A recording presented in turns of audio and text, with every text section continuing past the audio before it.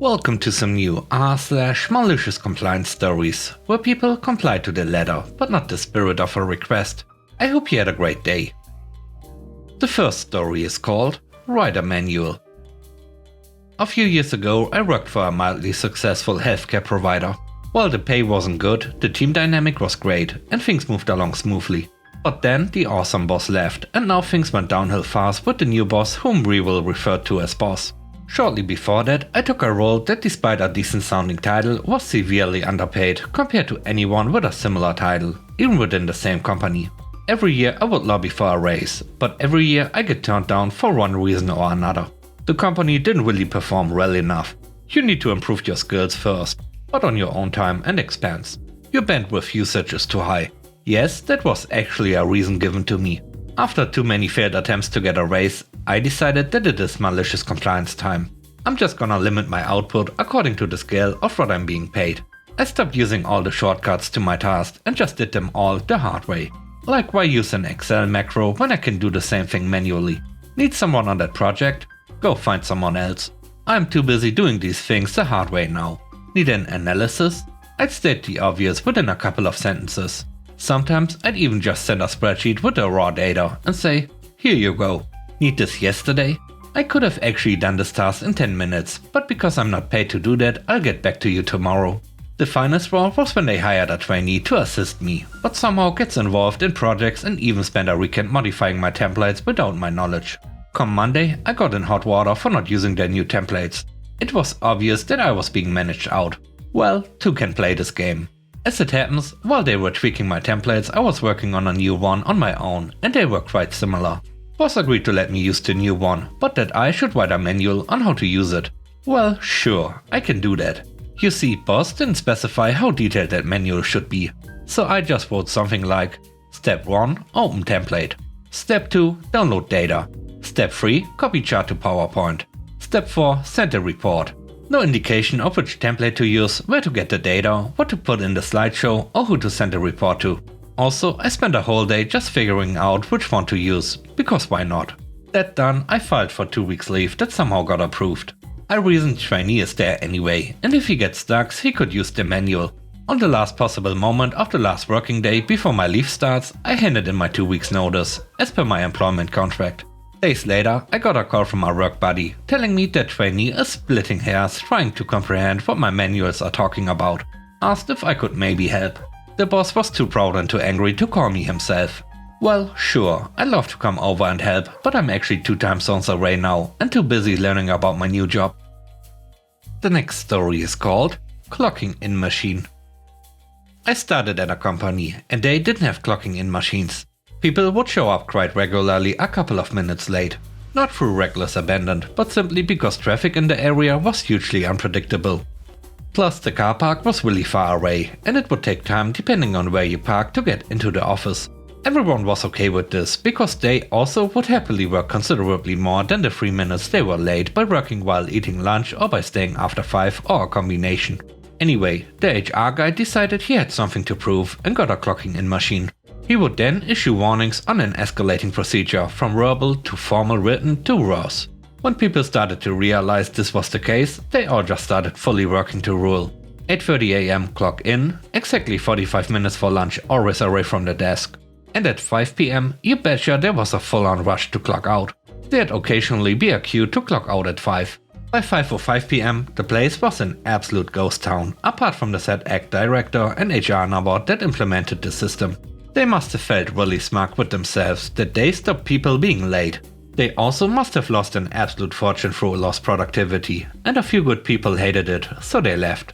What's great is nobody actually sent a memo out like, hey, let's work to rule. It was just this unconscious thing after the first disciplinaries. The third story is called Too Out of Touch. My malicious compliance took place about 20 plus years ago. In September, I accepted a retail job in a small local shop to pay my bills. This was planned to last until I could get into a local hospital that offered better pay, benefits and flex hours that would be compatible with going back to college spring semester. During the interview, the manager brought up that the company likes to promote from within and they would be happy to start me on a path to assistant manager. AM. I told both the manager and assistant manager that I didn't intend to accept any of their offers for promotion because I was going to be returning to college in the spring. They hired me and I started nearly full-time hours right away. Occasionally they would make a comment about promoting me, and I would repeat the same as I did when I interviewed. Not interested. The job offer from the hospital came shortly before Thanksgiving, so my 2-week notice had me starting my new job the first week of December. This meant the retail store would be in the herd for coverage during the busy month of December.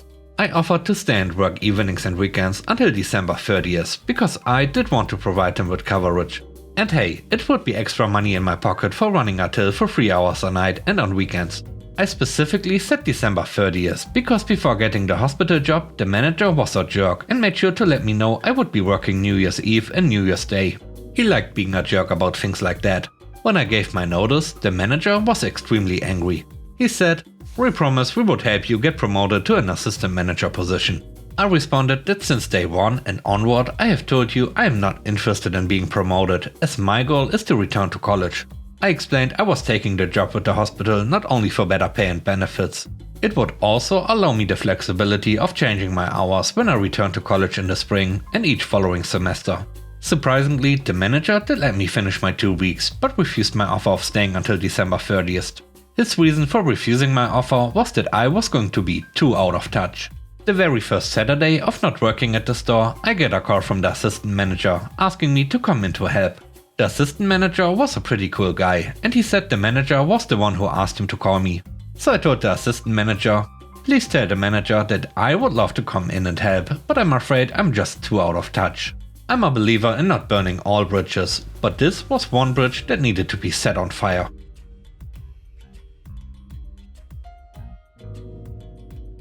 The next story is called 15 Seconds. I worked in a fairly large store that wasn't very busy until 3 PM and only had 2 to 3 employees on the floor in the morning. We were getting complaints from customers that they'd have to wait a minute or two at the register before getting checked out. We were always filling stock in the aisles and weren't allowed to just stay at the register. Management decided that the longest any customer should have to wait was 15 seconds before starting to check out. As I always do when given tasks that contradict each other, I asked, "Hey, what gets the priority? Getting our stock out or ensuring this checkout happens within 15 seconds?" They confirmed that it was customer service and that it was a top priority. Perfect. I had my cart of stock and I was in charge of the register. My cart was about 7 seconds of walking time away from where I could view the register. So I literally walked for 7 seconds, checked, walked back for 7 seconds, which left me with a single second to do stock. Normally you can get a cart of stock out in about 30 minutes. My cart was still quite full after about 4 hours. Management came by and saw me walking back and forth, barely doing any work. I reminded her that what I was doing was a top priority. And since I wasn't allowed to stay at the register, I was accomplishing both my tasks in the most efficient way possible. The next day, the 15-second rule had been abolished.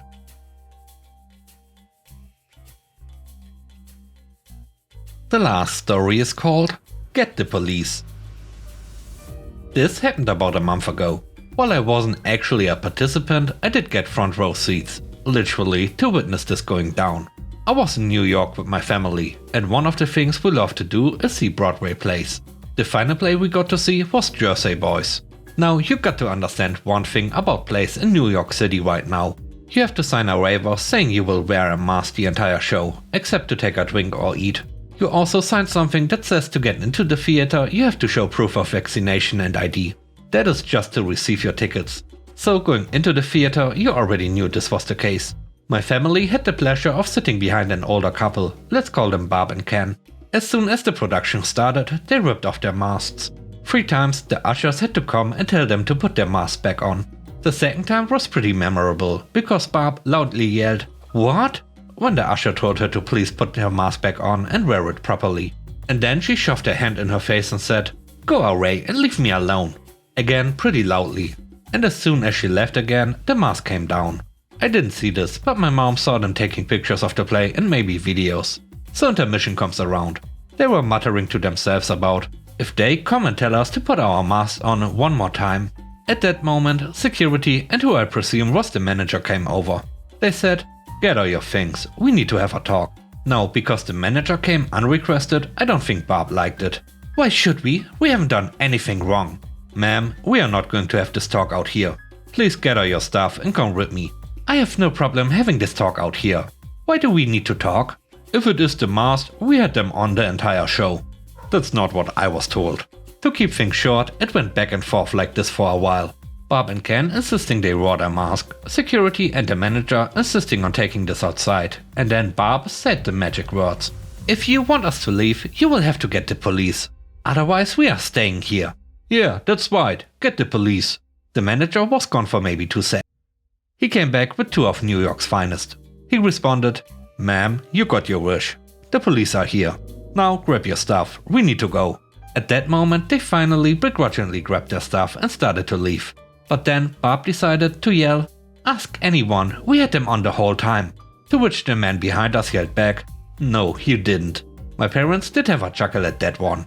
It was really nice to watch the entire second act of a truly fantastic show peacefully.